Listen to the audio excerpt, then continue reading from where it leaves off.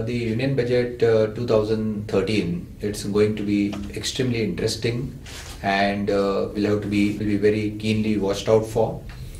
especially from a FDI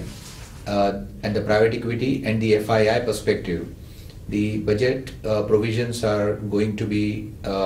very important because there have been several announcements by the Shah committee as well as by the finance minister, where some of the positive provisions have been announced, and everybody would be keenly watching as to whether these provisions are enacted in the finance bill itself. If we look at the key provisions which are impacting the private equity flow as well as the FII flows in the country,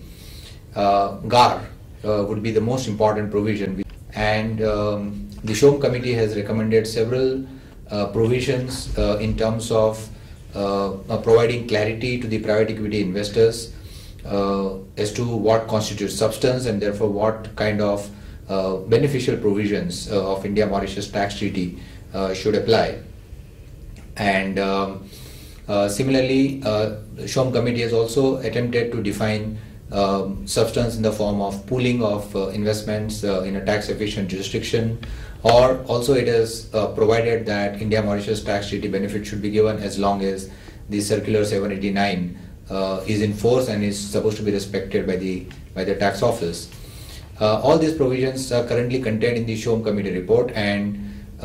it would be expected that the finance minister would consider this and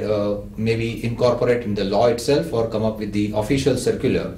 which would give a lot of clarity to the private equity investors and tax certainty while making investments in India. The second important point would be Vodafone related issues. In this case, any overseas transfer is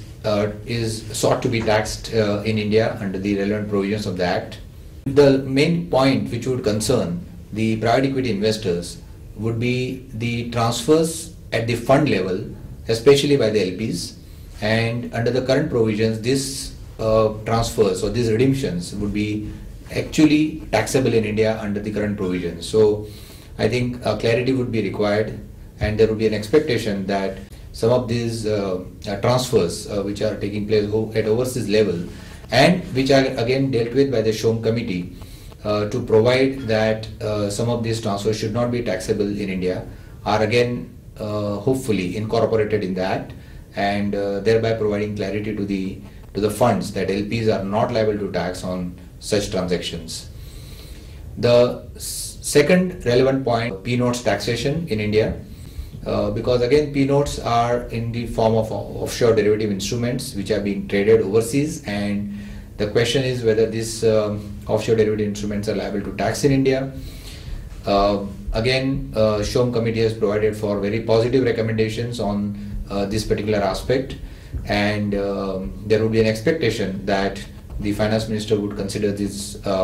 positive provisions while announcing the budget and would incorporate suitable provisions in the finance bill. The third and relevant point is characterization of income earned by the private equity funds as well as FIIs.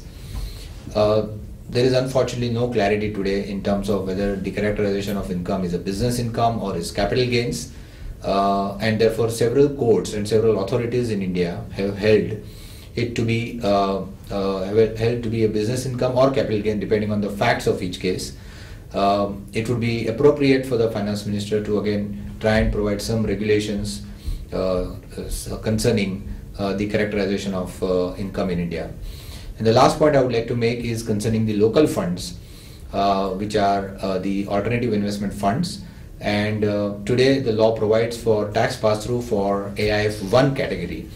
However, there is no tax pass-through status for AIF 2 and AIF 3 category. I think it would be appropriate for the finance minister to provide for tax pass-through or tax certainty at least for AIF 2 as well as AIF 3 categories in order to be consistent with the earlier domestic venture capital fund guidelines. So to my mind, this would be some of the key provisions with the funds, PE funds as well as FIIs would look out for in the ensuing budget.